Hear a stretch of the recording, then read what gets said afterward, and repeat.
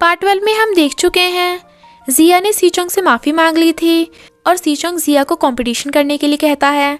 आगे हम देखेंगे। आई सजेस्ट आप पार्ट 13 से पहले पार्ट 12 भी देख लीजिए, जिसका लिंक आपको ऊपर आई बटन पर मिल जाएगा। अगर आपको मेरी वीडियोस अच्छी लगती है तो लाइक और शेयर करना और हाँ, कमेंट कर ज़रूर बताना।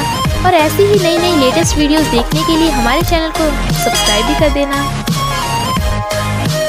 पार्ट 13 में हम देखते हैं डिंग की विसल बजाते ही उन दोनों की स्विमिंग रेस स्टार्ट होती है। उनके फ्रेंड्स उन दोनों को ही सपोर्ट कर रहे थे। इस पर सीचोंग जिया से 2-3 सेकंड आगे था, पर इस पर जिया सैड नहीं था और दोनों हक करते हैं। बाकी सब भी बहुत खुश थे। फिर जिया स्कूल से जाने से पहले सबको गुड बाय करता है। वो सब भी उसे बाय कर रहे थे, पर जुनजुन उसे स्माइल करती हुई बाय कर रही थी, तो वो भी उसे देख स्माइल करता है और फिर चला जाता है। तो जुनजुन थोड़ा सैड होती है। बाय हाई सोने जा रहा था, पर डिंग कहता है पूरी रात पड़ी है तो चलो पार्टी करते हैं। और फिर सब सीचोंग के घर पे ही पार्टी करने पहुंच जाते हैं। वीवे के मॉम डैड ने उसे कभी ड्रिंक नहीं करने दिया था उसकी पावर की वजह से। तो सीचोंग कहता है अब तुम जब मर्जी ड्रिंक कर सकती हो, तब मैं तुम्हारा हमेशा ख्याल रखूँगा। सब हंस रहे थे। तभी बाय हाई सीचोंग को उसके घुटने पे लगाने के लिए मेडिसिन देता है। वीवे नोटिस करती है कि मेडिसिन वाला बैग युक्सिन ने ही बाय हाई को खरीदवाया है। तो सबको ही युक्सिन और बाय हाई के चक्कर के बारे में पता चल जाता है और फिर सब चीयर करके ड्रिंक करते हैं। मॉर्निंग में सीचोंग की आइज़ खुलती हैं तो वीवे उसके सामने ही बेड पर सो रही थी, तो वो उसे मॉर्निंग किस कर देता है। वीवे की आइज़ खुलती हैं। देन सीचोंग वाज लाइक मैंने तो कुछ भी नहीं किया। फिर सीचोंग नीचे आकर देखता है कि कोई भी वहाँ पे नहीं है। इनफैक्ट डिंग सबको वहाँ से ले गया था ताकि सीचोंग वीवे के साथ अकेले टाइम स्पेंड कर सके। पर वीवे को देख सीचोंग डिंग का नोट छुपा लेता है। वीवे घर जाने को कहती है, पर सीचोंग कहता है नहीं अभी नहीं, मेरा मतलब तुम्हें भूख लगी होगी तो मैं तुम्हारे लिए ब्रेकफास्ट बना देता हूँ। और फिर वीवे के लिए रेमन बनाता है। वीवे सीचोंग को एक वॉच गिफ्ट करती है, पर तभी सीचोंग को थोड़ा स्पार्क दिखता है। वो कहती है इलेक्ट्रोस्टैटिक होगा। सीचोंग को वो वॉच बहुत पसंद आती है तो वो खुश होती है। इधर हमें पेंगियन और उसके फ्रेंड में थोड़ी थोड़ी फीलिंग्स देखने को मिलती हैं। वीवे बहुत खुश थी क्योंकि अब वो बाकी बच्चों की तरह ही अपने मॉम डैड को बिना शॉक देने के डर से टच कर सकती है। डैड कहते हैं वैसे तुम्हारा शॉक इतना भी खतरनाक नहीं था, तुम्हारा बॉयफ्रेंड भी तो तुम्हें अपनी शॉक की वजह से तो मिला है।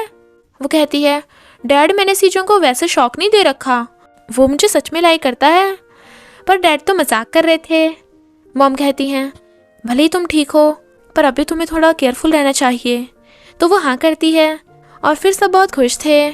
रात में वीवे सीचोंग से वीडियो कॉल पे बात कर रही थी तो सीचोंग कहता है अरे मैंने कभी नोटिस ही नहीं किया, तुम करीब से देखने में काफ़ी ब्यूटीफुल लगती हो।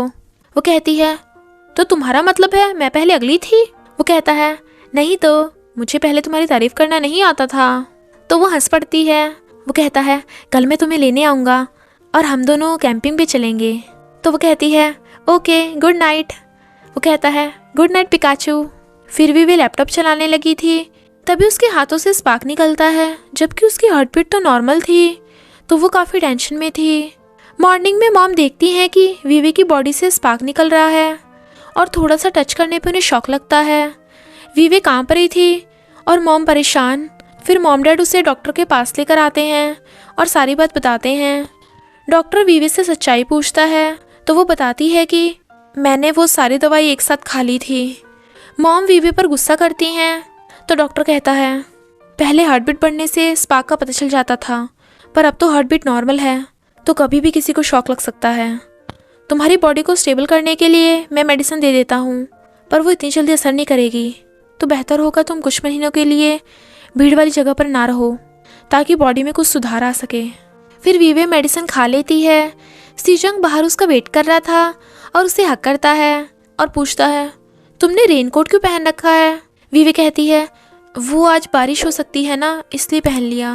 वो कहता है तुम इसमें क्यूट लग रही हो पिकाचू, और उसे कैंपिंग का सारा सामान दिखाकर किस करने को कहता है। वीवे किस करने वाली थी, पर वो उसे एकदम रोक देता है क्योंकि वीवे के मॉम डैड भी वहाँ आ गए थे। वो दोनों ने बाय कर कैंपिंग के लिए कार से निकल जाते हैं। कोच का सीचोंग को कॉल आता है ट्रेनिंग के लिए, पर वो तो अपनी गर्लफ्रेंड के साथ था। पर वीवे सोचती है सीचोंग शायद ही हम लास्ट बार मिल रहे हैं। वीवी एनिमल्स को खिलाती है और सीचोंग को भी खिलाने को कहती है।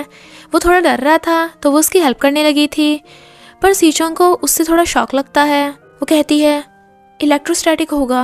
वो कहता है पिकाचू तुम्हारा इलेक्ट्रोस्टैटिक भी काफ़ी तेज़ है। अच्छा हुआ ये मैं था, वरना किसी और को तो तुम पे शक हो जाता। पर वीवी उसे कुछ भी नहीं बताती। सीचोंग के हाथ में थोड़ी चोट लग गई थी, पर वो उसे देख छुपा लेता है और दोनों साथ में बैठ जाते हैं। वो पूछती है अगर उस टाइम हाई स्कूल में मैंने तुम्हें शौक ना दिया होता तो क्या तुम फिर भी मुझे लाइक करते? वो कहता है जब मैंने तुम्हें पहली बार देखा था तो मुझे लगा था ये लड़की कितने ट्रबल मेकर है, पर अच्छा है तभी तो मैं तुम्हारे क्लोज आ पाया। भला किसी ने कहाँ सोचा था कि मुझे ऐसा स्कूल स्टार तुमसे फ्लर्ट करेगा। I really like you. वो स्माइल करती है पर फिर सैड होती है। सोते टाइम वो उसे देखने लगी थी। सीचोंग उसे कपड़ा उड़ाता है तो वो उसे हक कर लेती है और कहती है थैंक यू। वो कहता है थैंक यू क्यों कर रही हो, तुम मेरी पिकाचू हो जिसे मैं प्रोटेक्ट करना चाहता हूँ। I like you. तो वो उसे किस करती है और दोनों किस करने लगे थे। क्या सोच रहे हो, स्टूडेंट है अभी वो, इसलिए चुपचाप अच्छे बच्चों की तरह सो जाते हैं। सीचोंग उसे घर छोड़ के जाने वाला था तो वो उसे हक कर लेती है और वो उसे बाय कर चला जाता है, पर वीवी रो रही थी क्योंकि वो शायद अब सीचोंग से दोबारा ना मिल पाए। नेशनल ट्रेनिंग के दौरान सीचोंग वीवी को बार बार मैसेज करता है, पर उसका कोई भी रिप्लाई नहीं आ रहा था और ना ही वो फ़ोन उठा रही थी। ऊपर से बेचारे का फ़ोन भी छीन लिया जाता है। जब डिंगो और डेक्सी उससे मिलने आते हैं तो वो उनसे वीवी के बारे में पूछता है तो डेक्सी बहाना बना देती है। सीचोंग फिर से स्विमिंग में फर्स्ट आया था, इसलिए हॉलिडे पे मॉम उसे घर ले जाने आई थी, पर सीचोंग तो पहले अपनी पिकाचू से मिलना चाहता था। तो मॉम कहती हैं हमेशा गर्लफ्रेंड के बारे में सोचते रहते हो तो शादी कर लो ना। वो कहता है वो बात नहीं है मॉम, मैंने कब से वीवी से बात नहीं की। तो मॉम और सीचोंग वीवी के घर आते हैं, पर देखते हैं कि उनके घर पे तो लॉक लगा है और वीवी का फ़ोन भी नहीं लग रहा। तो सीचोंग डिंग से वीवी के बारे में पूछता है। डेक्सी कहती है मुझे नहीं पता वीवी कहाँ है, वो अचानक से बिना बताए चली गई। पर सीचोंग को सैड देख वो उसे वीवी का मैसेज दिखा देती है। तब सीचोंग को पता चलता है कि वीवी की स्पार्क प्रॉब्लम बढ़ गई थी और वीवी ने ही डेक्सी को सीचोंग को कुछ भी ना बताने को कहा था। तो फिर सीचोंग डॉक्टर से वीवी के बारे में पूछने आता है, पर डॉक्टर को भी कुछ भी नहीं मालूम था। वीवी के लाए फ्लावर्स देख सीचोंग समझ आता है कि वीवी ज़रूर अपनी आंटी के पास गई होगी। इधर वीवी अपनी आंटी की फ्लावर शॉप पे थी, पर वहाँ भी उसके हाथ से स्पार्क निकल रहा था। सीचोंग वीवी की आंटी के घर आता है, पर तभी वीवी वहाँ से बाहर निकलती है और फिर सीचोंग वीवी को देख लेता है, पर वीवी उसे देख एकदम गेट बंद कर लेती है। वो उसे गेट खोलने को कहता है, पर वो कहती है मैं चाहकर भी तुम्हारे साथ नहीं रह सकती, तो अच्छा होगा हम ब्रेकअप कर लें, तो चले जाओ यहाँ से। तो सीचोंग रोते हुए जाने लगता है, पर वो भी रो रही थी। तभी सीचोंग को ट्रेनिंग के लिए कोच का फ़ोन आता है, पर वो नहीं चाहता और रात में स्पार्कलर चलाता है। वीवी बाहर उसके पास आ जाती है और कहती है मैं तुम्हें भी अपनी तरह अलग ही नहीं करना चाहती, तुम्हारी भी लाइफ है, अगर मुझसे गलती से तुम्हें शौक लग गया तो क्या होगा। पर सीचोंग सडनली वीवी को किस कर देता है। वो कहता है ऐसा कभी नहीं होगा। तो फिर क्या, बस हमारी वीवी मान जाती है और उसे हक कर लेती है। इधर बाई हाई सबको पढ़ा रहा था, तभी युक्सिन उसके लिए मिल्क टी लेकर आती है। डेक्सी सीचोंग का इंटरव्यू ले रही थी क्योंकि वो फिर से फर्स्ट आया था और पूछती है तुम अब क्या करना चाहते हो।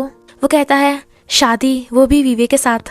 तो डेक्सी हंस पड़ती है, पर फिर इंटरव्यू के ख़त्म होते ही उसे डांटती है क्योंकि वीवी अभी अपने रिलेशन को पब्लिक नहीं करना चाहती थी।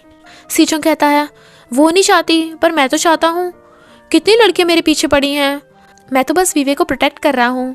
और वो उसे वीवी को अपना हैंड मैप देने को कहता है। तभी डेक्सी का बॉयफ्रेंड डिंग वहाँ भाग कर आ जाता है क्योंकि अब वो कोच बन गया था और अपनी गर्लफ्रेंड को टांग कर ले जाता है। जिया सीचोंग से मिलने आता है और जुनजुन के बारे में पूछता है, तो सीचोंग उसे जुनजुन का नंबर देकर चला जाता है और जिया जुनजुन से बातें करने लगा था। सीचोंग के हैंड मैप को फॉलो करते हुए वीवी वहाँ आ रही थी। इनफैक्ट सीचोंग तो वहीं पे एक्वेरियम में था और फिर उसे पिकाचू रिंग देता है और कहता है अगर तुम अभी शादी के लिए रेडी नहीं हो तो मैं तुम्हारा वेट करने के लिए रेडी हूँ, चाहे 1 साल हो, 3 साल हो या 10 साल हो, हमेशा वेट करने के लिए रेडी हूँ। वीवी कहती है पर मैं ज़्यादा वेट नहीं करना चाहती, I want to marry you. तो वो उसे रिंग पहनाता है और दोनों किस करने लगे थे। वो दोनों बहुत ही खुश थे और इसी के साथ इस क्यूट से ड्रामा की हैप्पी एंडिंग हो जाती है। बस थोड़ा सा इंतज़ार करना, फिर मिलेंगे नेक्स्ट पार्ट में।